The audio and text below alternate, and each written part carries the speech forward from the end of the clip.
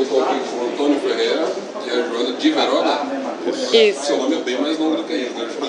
Meu nome todo inteiro é grande. É nome de rainha, né? Dona Inês de Castro. Quase. Primeiro quero parabenizar vocês pelo trabalho. Eu vi o filme ontem. Obrigado. Eu gostei muito do filme. Ele é além de ser um romance, ele é uma epopeia de fora a fora. Existe um contexto que eu acho que o brasileiro tem que ver, é bacana ele entender antes, da relação entre Dom Pedro e Inês de Castro. Esse é o mote principal do filme, ou não foi por aí que vocês se basearam na questão? Então, esta história é muito conhecida em Portugal. Tipo, é o nosso Romeu e Julieta. Tipo, você, desde que você é pequenininho, na escola, você estuda este episódio de Inês de Castro. Ela normalmente é conhecido como isso, como o episódio de Inês de Castro, que ela foi basicamente assassinada por razões políticas, né? Porque ela vinha, na época, enfim, os reis não escolhiam com quem casavam, eram os seus pais, né? E o Dom Pedro, enquanto príncipe, o seu pai escolheu quem haveria de ser a sua esposa, que normalmente tinha a ver com questões de alianças com outros reinos, para tentar manter a paz, etc. E a Inês de Castro vinha na comitiva da futura mulher e futura rainha de Dom Pedro. E o Dom Pedro apaixonou-se pela aia da mulher, então, enfim... A gente não escolhe, né? A gente não escolhe, né? O amor não escolhe o parceiro, não liga à política. E é por esse motivo que ela é assassinada, portanto, porque o Dom Pedro começa de facto a viver com ela, eles têm filhos, e era medo do rei que esses filhos viessem mais à frente a tomar o trono, porque ela era descendente de espanhóis, portanto, que é o eterno rival português, né? E então o rei não teve com meias medidas, acha que o bandido bom é bandido morto e mandou cortar a cabeça da Dona Inês. Esse é o contexto. E claro, como todas as histórias trágicas de amor, talvez seja esse o motivo pelo qual 650 anos depois ainda falamos disso. O Dom Pedro, enfim, não se conformou, inclusivamente, isso não está no filme, mas o Dom Pedro, ainda príncipe, reuniu tropas e declarou guerra ao próprio pai. Portanto, vivemos ali uns anos de uma espécie de ambiente de guerra civil, tudo por causa de uma mulher. Portanto, eu penso que são todos esses fatores que tornam esta história imortal e que vai sobrevivendo ao longo dos tempos. Eu gosto muito da trama e eu acho que pesquisar mais sobre o filme me deixou mais fã dele, porque eu comecei a ver destinos, né? Sim. O filme fala de uma questão de destinos, é o destino de Pedro Inês naquele tempo, Pedro Inês na atualidade, Pedro Inês depois, essa relação deles, né? Vocês são pessoas que acreditam nisso, no destino de predestinação? Enfim, eu acredito que nós nascemos com uma certa contingência de fatores que você depois pode mudar ou não, mas nesse aspecto há uma forma de destino. Claro que você pode jogar com eles, mas sim, eu acho que existe algo parecido com isso. Acho que você não manda em tudo na sua vida, não sei o que é que a Dona Inês pensa. Não, eu acho que essa é o grande beleza e o grande mistério da vida. Eu acho que a capacidade de decisão, né, existe, você pode sempre escolher, mas a vida é realmente incontrolável e te surpreende com muita frequência. Outra coisa, inclusive em questão de destino, Antônio Ferreira também foi um escritor que escreveu sobre a Castro. Exatamente, foi um dos cronistas que escreveu sobre a Castro. É uma coincidência. Eu falei, não, eu vou pesquisar e entrei e falei, pera, mais uma coisa aqui, será que é o mesmo? Será que não é? Será que é outro tempo dele que antes ele veio como cronista e agora pode ser, verdade. Quem sabe? Não sabe disso.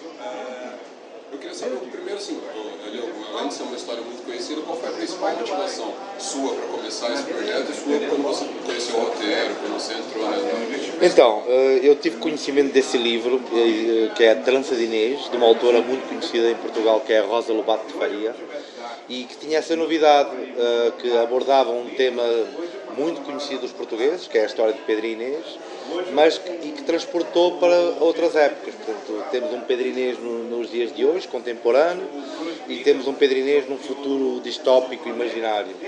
E isso era uma forma, para já, de revisitar o tema, que em Portugal já é uma coisa quase banal, porque você desde pequeno que estuda isso na escola, e era uma oportunidade de abordar de uma forma completamente inovadora um tema, enfim, algo velho.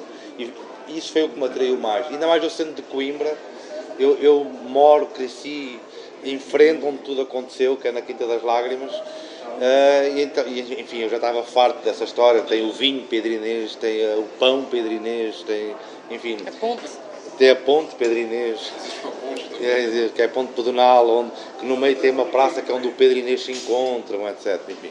Então era uma oportunidade de revisitar o tema e ao fim e ao cabo, reavivá-lo, né, numa perspectiva completamente contemporânea. Eu até costumo falar que este é um épico contemporâneo, porque tem características de um filme épico, né, histórico, na Idade Média, mas também tem uma linguagem moderna, na minha opinião, usando uma linguagem do cinema atual, e essa foi a minha proposta, enquanto diretor. Não, para mim o que me mais motivou no filme foram essas várias camadas, de facto. É uma história que se relaciona com os factos históricos, né, reais, mas também com o mito, depois com esses três tempos no olhar literário da Rosa Lobato Faria, através da obra literária, e depois o Antônio ainda dando essa contemporaneidade fílmica, digamos assim, do ponto de vista dele. E óbvio que é uma personagem e é uma história que é fascinante e que tem muito material por onde trabalhar, e isso foi a minha grande motivação. Assim. Sem contar que você pode interpretar várias vezes, não é a mesma personagem, mas vários personagens dentro do mesmo contexto. Eu acho que isso, lá está, foi uma questão de escolha. Para mim não são três mulheres diferentes, não são três personagens diferentes. É a mesma história de amor, é a mesma personagem, é o mesmo ser que transita ao longo dos tempos em contextos diferentes, ou então que coabita vários tempos diferentes no mesmo plano, assim, ou melhor, planos diferentes, mas, enfim, retomando aquela conversa que a gente estava tendo sobre o tempo quântico, mas no fundo seria a mesma alma e não personagens diferentes, mas mesmo assim, sendo a mesma figura, com caracterizações distintas e com modos de agir, modos de sentir, de atuar no tempo, né, nos contextos. É muito rico esse material. A gente falou um pouco, durante a rodagem, a gente falou um pouco sobre isso, que era a ideia que é um pouco a mesma alma, o mesmo caráter, mas que está vivendo em épocas completamente diferentes. Obviamente que um membro da corte portuguesa vai utilizar uma linguagem diferente, vai se movimentar de forma diferente, vai ter um comportamento adequado a cada uma das épocas, mas o espírito será o mesmo, que claro que terá nuances, terá diferenças de época para época, consoante onde vivem, né? Mas agora eu gostava de falar de uma questão. Existem historiadores que dizem que Shakespeare terá roubado esta história. Terá lido. Terá lido, porque, enfim, a história aconteceu no século XIV, né? E 200 anos mais tarde, o Camões, o Luís Vaz de Camões, é quando surge o primeiro episódio romanceado nos Lusíadas, que penso que até no Brasil vocês estudam também, não é? E Camões é contemporâneo de Shakespeare, e há quem fale que ele terá lido a história e se terá inspirado para criar o Romeu e Julieta. Mas, na minha opinião, esta história é muito mais incrível. Mais trágica. Mais trágica. Enfim, o Romeu e Julieta suicidam-se aqui, os contornos, aquilo que vocês veem no filme, aquilo aconteceu de facto. Tipo, o Dom Pedro tornou-se um indivíduo brutalmente violento, na sua vontade de vingar a morte de Inês, e que tem contornos completamente macabros. Né? Assim como a gente está falando sobre Dom Pedro e Inês, eu acho que dentro desse contexto a gente pode encarar então, o encontro desses personagens, a vida que eles levam como destino, ou você acha que ele entra muito mais como sorte ou como maldição? Assim, O destino também tem disso, sorte e maldição, não é? Porque o amor deles é muito bonito, sim. A entrega dos dois é muito bonita, mas o resultado nem sempre ou seja, o resultado é sempre trágico, independentemente da época, mas a verdade é que é tão forte, né, tão poderoso, que acaba por transgredir, e superar todas as dificuldades. Então eu acho que, embora seja um fado triste, cruel, tem muito de sorte, né? Tem muito de uma paixão que pode ser consumada sim, mesmo com todas as dificuldades. E eu acho que esta questão da reencarnação, o facto do filme acontecer em várias épocas, onde sempre retornam o Pedro e a Inês, é uma forma de redenção também, ou seja, porque o amor acaba por superar a morte, né? A droga que me enfiaram nas veias envolve-me agora nos seus tentáculos. Leva-me pelas ruas da eternidade. Por onde é de antes, é depois, é agora. Não tenho passado nem futuro. Só tenho presente.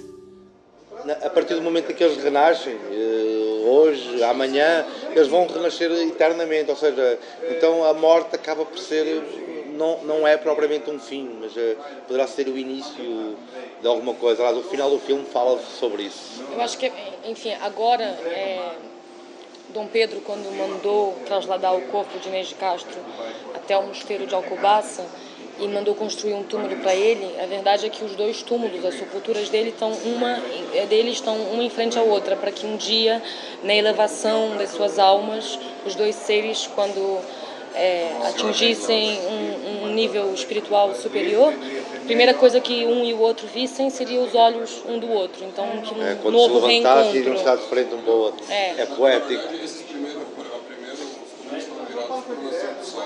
Sim. Depois eles foram virados Um para o outro. Certo. Portugal é um país poético. É. Não é à toa que vem lá um Fernando Pessoas. Não, isso é charmes diferentes. Se completa. Do ponto de vista de produção, porque também não deve ter sido nada fácil. Nada fácil. Diferentes, as coisas mudam. E eu queria te fazer uma pergunta pessoal que eu não tenho no filme, que é o azul. Tem uma relação entre o azul e uns tons de laranja no filme que me chamam muito a atenção durante o filme inteiro. E eles permeiam épocas diferentes, né? Sim. Então, enfim, nós preparámos bastante o filme. É um filme de baixo orçamento, apesar do aspecto visual que o filme tem. É um filme de cerca de 4 milhões de reais, vocês sabem que não é muito dinheiro para um filme de época, com cavalos, com roupas, com palácios, etc. Figuração imensa. Figuração imensa, enfim, todo o figurino, toda a arte. Nós preparámos muito o filme e quisemos, enfim, a nossa diretora de arte e a nossa figurinista trabalharam muito tempo nessa questão das cores, criámos as nossas paletes de cores cada uma das épocas para caracterizar muito bem cada uma das épocas e haver um leitmotiv que percorre tudo. Porque a ideia é que, apesar de serem 3 histórias, elas se complementam, ou seja, cada uma das histórias, passado, presente e futuro, tem o seu princípio, meio e fim, mas elas estão cheias de buracos em cada uma delas, e esses buracos são preenchidos nas outras épocas. Portanto, o objetivo é que no final a gente sinta como se foi uma única história de Pedro e Inês, em que as 3 histórias se vão complementando. Daí a ideia da trança, de 3 histórias que são entrançadas e contam uma única história. Isso é muito legal. Mas imagino Isso está no livro. Trabalha também. Sim. Quanto tempo de filmagem vocês tiveram? Tivemos 7 semanas, não foi muito. Foi muito corrido mesmo. Foi uma produção muito otimizada. Com 1 dia e meio para trocar de uma época para outra. Não, os atores tiveram que mudar assim, literalmente de um dia para o outro. Difícil, tanto de caracterização como um trabalho de dramaturgia, de energia, de ritmo interno, de linguagem. Cada cena. Tinha que ser muito ágil mesmo.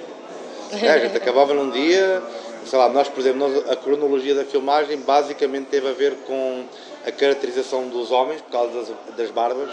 As barbas são verdadeiras no filme. Então, basicamente, a gente começou no hospital, o Pedro tinha aquele barbão, depois passámos para a Idade Média, que eram as barbas um pouquinho mais curtas, depois passámos para o futuro, que é sem barba, e depois para o presente. Se tivesse sem barba, já Ele só fala de barba. E os cabelos das mulheres? Sim, claro. Então, depois as mulheres iam, cortavam, mudavam de cor, etc. E isso de um dia para o outro. No tempo, o cabelo dela é todo. Sim. Começa curto, né? E depois ele... Esse cabelo curto é um truque. Esse é o único truque. É o único truque. Mas De ainda resto é tudo assim, verdadeiro. trabalhoso.